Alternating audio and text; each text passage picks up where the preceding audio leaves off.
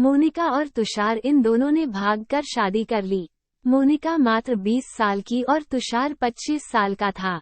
मोनिका अमीर घर से थी और तुषार मध्यम वर्गीय था। मोनिका के घर वालों को इस रिश्ते से विरोध था। उसके पिता को मोनिका के लिए अमीर लड़का चाहिए था। वैसे भी मोनिका के पापा के मुताबिक उसकी शादी करने की उम्र भी नहीं थी।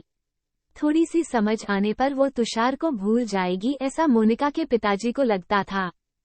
तुषार के माता पिता को इस शादी से कोई दिक्कत नहीं थी। मोनिका की पढ़ाई पूरी हो और तुषार को भी अपने करियर पर अच्छे से ध्यान देना चाहिए, ऐसी उनकी इच्छा थी।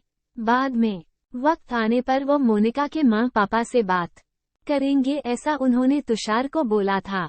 एक बार मोनिका और तुषार को बाहर घूमते हुए मोनिका के भाई ने उन्हें देख लिया। मोनिका को जबरदस्ती से घर लेकर गया। उसके घर एक ही तमाशा होने लगा।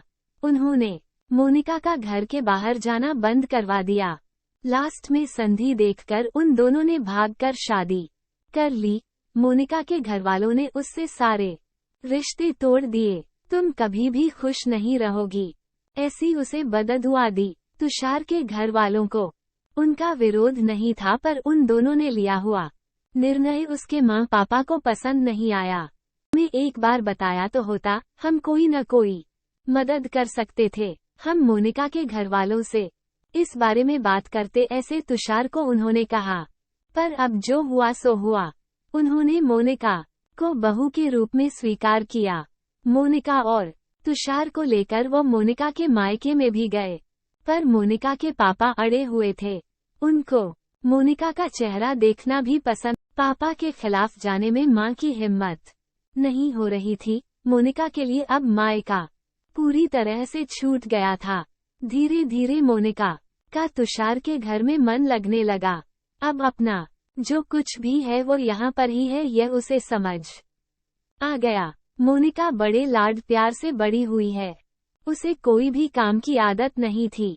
हमें ही उसे सब कुछ सिखाना पड़ेगा, इसकी तुषार की माँ को यानी मोनिका की सास को पता था।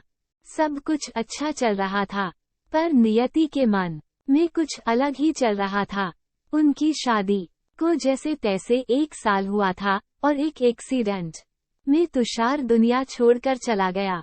सभी पर दुख का पहाड़ टूट पड़ा। एन जवानी में अपने बेटे की मृत्यु होने के कारण तुषार के पापा को जबरदस्त मानसिक धक्का लगा। मोनिका भी पूरी तरह से टूट गई थी। अभी तो उनकी गृहस्थी शुरू ही हुई थी।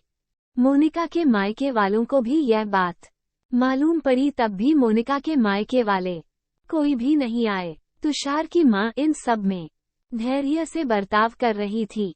तुषार के अंतिम संस्कार का कार्य निपटा कर उन्होंने मोनिका को उसके मायके छोड़ आने का निर्णय पक्का किया। मोनिका उसके मायके जाने के लिए तैयार नहीं थी। उन्होंने मोनिका को बहुत समझाने की कोशिश की। बेटी, तुम्हारे सामने पूरी जिंदगी पड़ी है, इसे बर्बाद मत करो। मैं बात करूंगी तुम्हारे माँ पापा से। जरूरत पड़ी तो मैं उनके पैर तक पकड़ लूंगी। उसे समझाकर वो उसे उसके मायके लेकर गए, पर वहाँ भी उन्हें निराशा ही मिली। उसके मायके वालों का गुस्सा मोनिका पर से कम नहीं हुआ था। तुषार की मां ने बहुत मनाने के बाद भी उन्होंने मोनिका को माफ नहीं किया। उसके पापा ने कहा, आपको वह बोझ लग रही होगी तो उसे कुएं में धकेल दो। तुषार के मां पापा मोनिका को वापस घर ले आए। मोनिका के वापस घर आने से घर के बाकी लोग थोड़े नाराज थे। अब मोनिका को कोई भी खुले मन से स्वीकारने को तैयार नहीं था। कुलक्षणी, अपशकुनी, पोते को निगल गई मेरे, अब बेटे को भी निगल जाएगी यह। ऐसा बोलकर तुषार की दादी मतलब मोनिका की दादी सास उसे ताने दे रही थी। उस वक्त तुषार के पापा की तबीयत बहुत खराब हो रही थी। ये सब मोनिका को सहन नहीं हो रहा था। उसने ठान लिया कि यहाँ से दूर निकल जाना चाहिए। रात को सब सो जाने के बाद वो निकलने वाली थी, तभी उसकी सास जो जग रही थी उन्होंने मोनिका को रोका। कहाँ जा रही है ऐसे पूछा। माँ, मुझे जाने दीजिए, मैं अपशकुनी हूँ। मेरी ही वजह से ये सब हुआ। मैं तुषार की जिंदगी में आती नहीं तो हमारी शादी नहीं हुई होती तो आज वह जिंदा होता। पापा की भी यह अवस्था होती नहीं। मुझे जाने दीजिए, मैं यहाँ नहीं रह सकती। वक्त आने पर आत्महत्या कर लूंगी, पर अब यहाँ नहीं रहूंगी। सच में मेरे यहाँ आने से इस घर की सारी खुशियाँ चली गई। मुझे कोई अधिकार नहीं है यहाँ रहने का। मोनिका रोते रोते सब बोल रही थी। उसके सास ने उसे पहले शांत किया।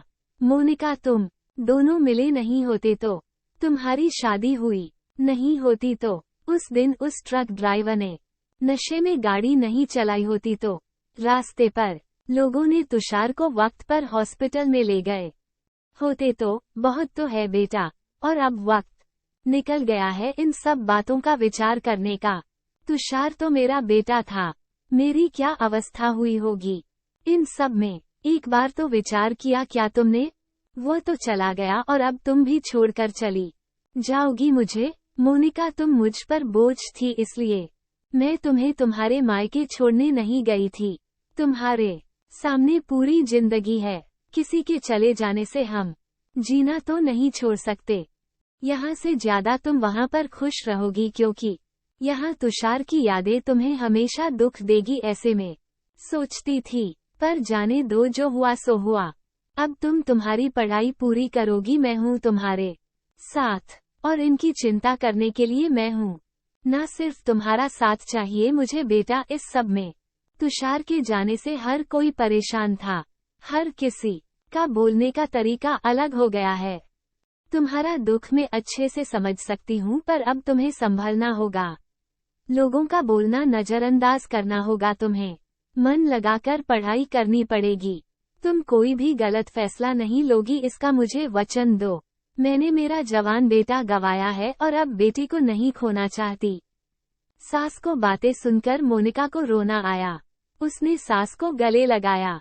माँ, मैं कहीं नहीं जाऊंगी आपको छोड़कर, आप जैसा बोलोगे वैसे ही मैं करूंगी। मोनिका की सास भी मन भर के रोई। आज पहली बार उनका दुख फूट फूट कर बाहर आया था। आगे मोनिका ने मन लगाकर पढ़ाई की, बहू नहीं, वो उस घर की बेटी बनी। बहुत सारे ताने बुरी बातें सुने उसने। हर एक राह पर उसके सास उसके साथ थी। वो दोनों एक दूसरे की ताकत बनी। मोनिका IAS अधिकारी बानी। अब उसे दोष देने वाले लोगों का मुंह बंद हो गया। मोनिका के मायके के वालों को भी ये खबर पता चली। उसके पापा के सिवाय मायके के बाकी लोग उसे पूछने लगे थे। सास ने अच्छा जोड़ीदार चुनकर मोनिका की दूसरी शादी करवाई। शादी के बाद भी मोनिका अपनी इस मां को कभी नहीं भूली। शासकीय अंतिम काल में भी मोनिका रात का दिन करके सेवा में हाजिर होती थी। सास के रूप में मोनिका उसकी जिंदगी खरे अर्थ से जीना सिखाने वाली मां उसे मिली थी।